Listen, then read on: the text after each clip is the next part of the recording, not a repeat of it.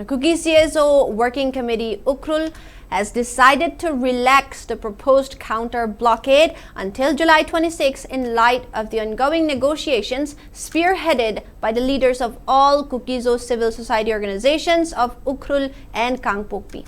In a press note issued by Department of Information and Media, Kuki CSO Working Committee UKRUL maintained that a joint meeting was held on July 24 and it was unanimously resolved to pursue democratic resolution to the ongoing economic crisis. A second round of talks with concerned government authorities has been scheduled with the aim to explore every possible avenue for lasting settlement. While asserting that their patience must not be mistaken as weakness, the committee warned to initiate counter-blockade. The committee also appealed public to remain calm and vigilant until next course of action is decided after the talks with government authority.